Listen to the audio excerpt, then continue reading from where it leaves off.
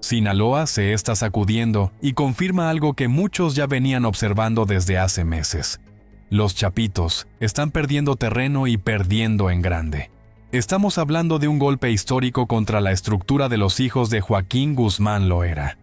Un desmantelamiento que las autoridades federales han catalogado como el más significativo de los últimos años contra esta facción del cártel de Sinaloa. Los números son contundentes, y las cifras que vamos a desglosar en este video no dejan lugar a dudas. Se habla de al menos 890 armas decomisadas, 156 vehículos asegurados entre blindados, trocas artilladas y unidades de lujo, además del desmantelamiento de prácticamente toda su red operativa en varias zonas del estado. Pero eso no es todo. Lo que realmente está generando preocupación entre los operadores de esta organización es la pérdida gradual, pero sostenida del control sobre Culiacán, la plaza que durante décadas fue considerada el bastión intocable de la familia Guzmán. Y aquí en este canal vamos a explicarles exactamente cómo llegamos a este punto, qué factores contribuyeron a este debilitamiento y qué significa esto para el reacomodo de fuerzas en el noroeste del país. Antes de continuar, es importante que entiendan la dimensión de lo que representan estos números. 890 armas no es una cifra menor. Para ponerlo en perspectiva, estamos hablando de un arsenal capaz de equipar a un pequeño ejército. Rifles de asalto, ametralladoras, lanzagranadas, armas cortas de diversos calibres, y según algunos reportes, incluso armamento que habría sido utilizado para intentar repeler aeronaves de las fuerzas federales durante operativos anteriores. Los 156 vehículos decomisados representan una flota completa de unidades tácticas. No estamos hablando de simples camionetas. Según las descripciones que han circulado, entre las unidades aseguradas hay trocas blindadas con placas de acero, capaces de resistir impactos de grueso calibre, vehículos con torretas instaladas, camionetas equipadas con sistemas de comunicación encriptada, e incluso unidades que contaban con equipos de visión nocturna. Todo esto representa una inversión de millones de dólares que ahora está en manos de las autoridades. Y más allá del valor económico, representa una capacidad operativa que los chapitos ya no tienen disponible. Arrancamos con el contexto. Para entender la magnitud de lo que está ocurriendo, hay que remontarse a los eventos que desencadenaron esta crisis. Desde la captura de Ismael Zambada García, el Mayo, y Joaquín Guzmán López, uno de los chapitos, la estructura que operaba bajo el mando de los hijos del Chapo comenzó a mostrar fisuras que antes parecían impensables. La detención de estas figuras no fue un evento aislado. Representó el colapso de un equilibrio que había mantenido cierta estabilidad en la región durante años. El Mayo no era solamente un socio de los Guzmán, era el cerebro operativo detrás de muchas de las decisiones estratégicas que permitían a la organización funcionar sin mayores contratiempos. Su ausencia dejó un vacío que nadie ha logrado llenar. De acuerdo con fuentes cercanas al conflicto y diversos medios locales, la detención de estas figuras clave provocó un efecto dominó, que terminó por fragmentar las líneas de mando y debilitar la coordinación entre las diferentes células que operaban en Sinaloa. Los chapitos, que durante años habían logrado mantener una estructura relativamente cohesionada, gracias al respaldo logístico y financiero de su padre, y posteriormente de sus propios recursos, de pronto se encontraron en una posición vulnerable. Lo que siguió fue predecible para quienes conocen la dinámica de estas organizaciones. Los mandos medios comenzaron a cuestionar las órdenes que llegaban desde arriba. Algunos operadores decidieron que era momento de buscar nuevas alianzas. Otros simplemente optaron por desaparecer con lo que pudieron llevarse. La lealtad comenzó a erosionarse cuando los factores que la sostenían dejaron de estar garantizados. Según reportes de medios especializados en temas de seguridad, las primeras señales de este debilitamiento se manifestaron en las zonas periféricas de Culiacán. Comunidades que antes estaban firmemente bajo el control de la gente de los hermanos Guzmán comenzaron a reportar presencia de grupos rivales, algo que meses atrás hubiera sido impensable. Los halcones, esos vigilantes que reportaban cualquier movimiento sospechoso en tiempo real, comenzaron a fallar en sus funciones. Algunos fueron capturados por las autoridades, otros simplemente dejaron de presentarse a sus puestos. La red de información que permitía a la organización anticiparse a los movimientos de rivales y autoridades se fue desmoronando pieza por pieza. Testigos de la zona han señalado que la dinámica en las calles cambió de manera notoria. Donde antes circulaban convoys con total impunidad, ahora las patrullas de las fuerzas federales se han vuelto una presencia constante. Los retenes improvisados que caracterizaban el control territorial de esta organización fueron desmantelados uno por uno en operativos coordinados entre elementos de la Guardia Nacional, la Secretaría de la Defensa Nacional y la Marina Armada de México. Un detalle que resulta particularmente significativo es la forma en que se desarrollaron estos operativos. Según habitantes de las zonas afectadas, las fuerzas federales llegaban con información precisa sobre ubicaciones de casas de seguridad, rutas utilizadas para el traslado de mercancía y hasta los horarios en que se realizaban los cambios de guardia. Esto sugiere que hubo filtraciones desde dentro de la propia organización. Entrando en materia sobre los decomisos, las cifras que manejan diversas fuentes resultan impresionantes por donde se les mire. Se habla de, al menos, 890 armas de diversos calibres que han sido aseguradas en operativos desarrollados a lo largo de varios meses. Entre este arsenal se incluyen rifles de asalto tipo AR-15, AK-47, lanzagranadas, armas cortas de grueso calibre y armamento exclusivo de uso militar, que según los expertos, solo puede obtenerse a través de canales muy específicos. Los especialistas en temas de tráfico de armas han señalado que parte del armamento decomisado corresponde a lotes que fueron originalmente vendidos a fuerzas militares de otros países. Esto abre interrogantes sobre las rutas de suministro que utilizaba la organización y los contactos internacionales que les permitían acceder a este tipo de equipo. Los 156 vehículos asegurados representan otro golpe significativo a la capacidad operativa de la organización. De acuerdo con los reportes, entre las unidades decomisadas se encuentran trocas blindadas con capacidad para resistir impactos de munición de alto poder, vehículos artillados con torretas instaladas, camionetas de lujo utilizadas por los mandos y unidades de carga que presumiblemente servían para el traslado de mercancía. Algunos de estos vehículos contaban con modificaciones que revelan el nivel de sofisticación que había alcanzado la organización. Sistemas de blindaje que incluían no solo las puertas y ventanas, sino también el piso para proteger contra explosivos enterrados. Neumáticos especiales que permiten continuar circulando, incluso después de recibir impactos. Tanques de combustible recubiertos con materiales de protección. Habitantes de diversas comunidades de la Sierra Sinaloense han reportado que durante semanas observaron movimientos inusuales de las fuerzas federales. Helicópteros sobrevolando a baja altura, convoys militares adentrándose por brechas de terracería que antes eran consideradas territorio exclusivo del crimen organizado. El mensaje era claro. Las reglas del juego habían cambiado. Un aspecto que resulta particularmente relevante es el desmantelamiento de lo que diversas fuentes han descrito como la red entera de comunicaciones y logística que operaba bajo el mando de los Chapitos.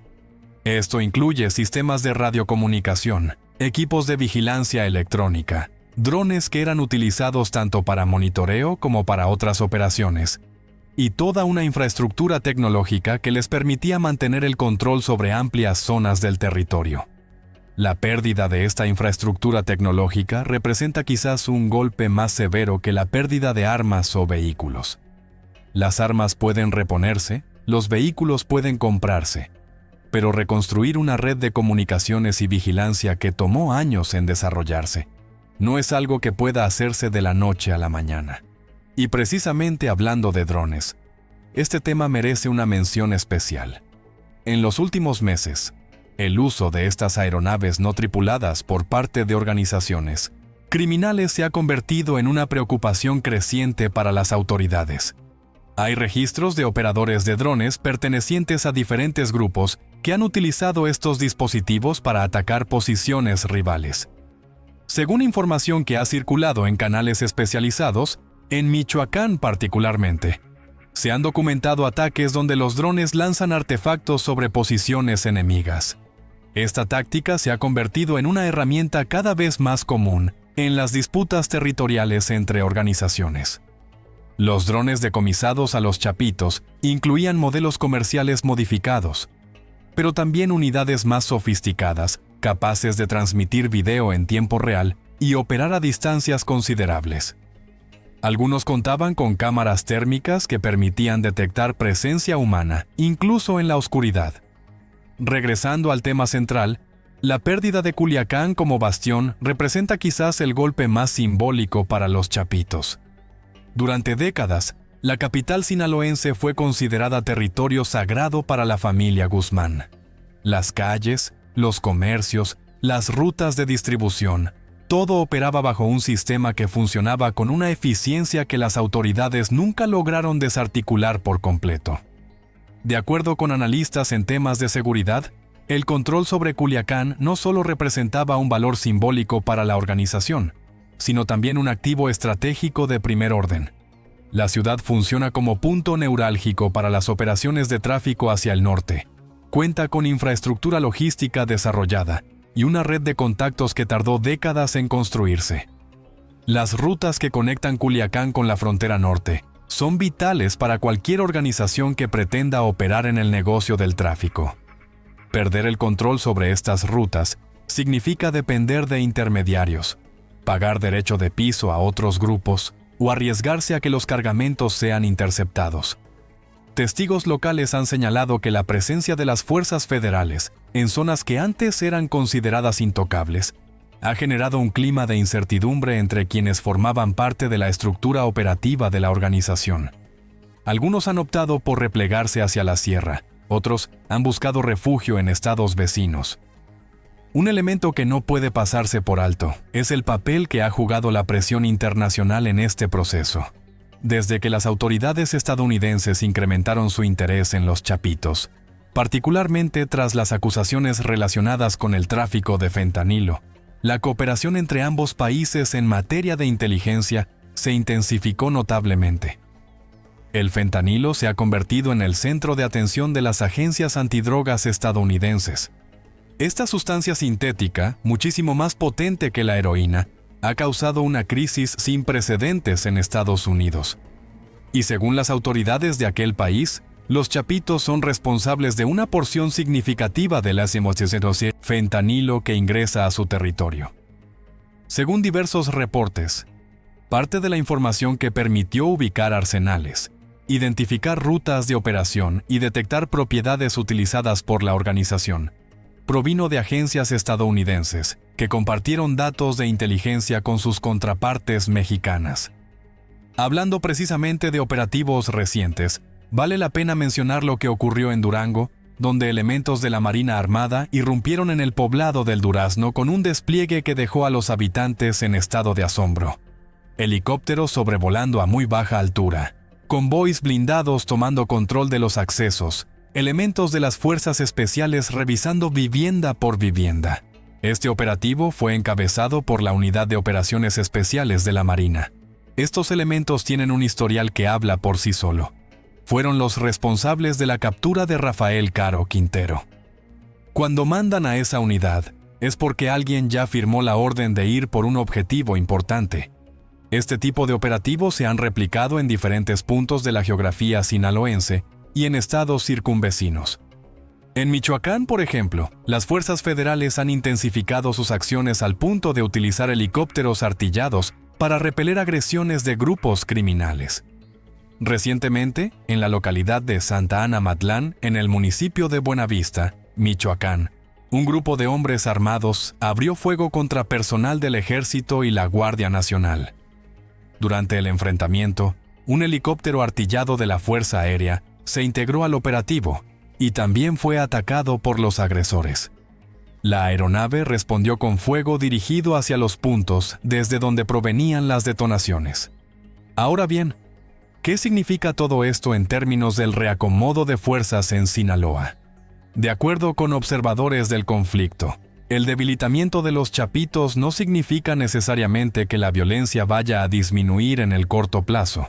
Por el contrario, cuando una organización pierde capacidad operativa, otros grupos tienden a intentar ocupar el vacío que deja.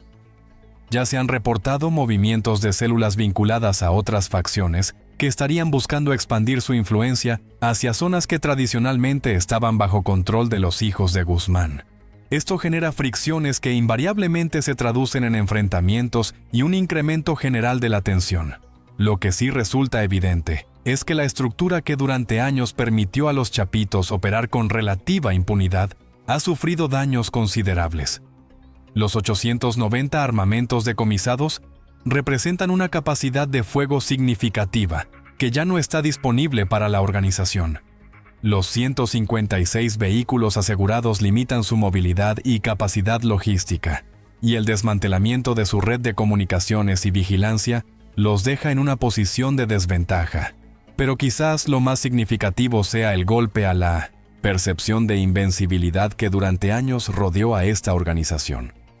Los chapitos, herederos de uno de los capos más conocidos de la historia reciente, parecían estar destinados a mantener el control sobre el territorio que su padre había construido. Esa narrativa está siendo desafiada de manera frontal por los acontecimientos recientes. La pregunta que muchos se hacen es, ¿qué sigue? Algunos analistas consideran que estamos presenciando el inicio de una reconfiguración profunda del mapa criminal en el noroeste de México. Otros opinan que las organizaciones tienen una capacidad de regeneración que no debe subestimarse. Lo cierto es que el panorama actual refleja una situación de transición donde las certezas son escasas. Las fuerzas federales mantienen una presencia activa en la región y los operativos continúan desarrollándose. Por ahora, los datos son contundentes. Los chapitos enfrentan el momento más difícil desde que asumieron el control de la organización que su padre construyó. Las pérdidas materiales son significativas, el control territorial se les escapa de las manos y la presión de las autoridades no parece que vaya a disminuir en el corto plazo.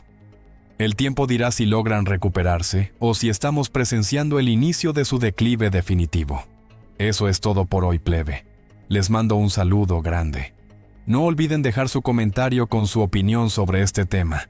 Suscríbanse al canal si todavía no lo han hecho y activen la campanita para que les lleguen las notificaciones cuando subamos nuevo contenido. Los vemos en el próximo video.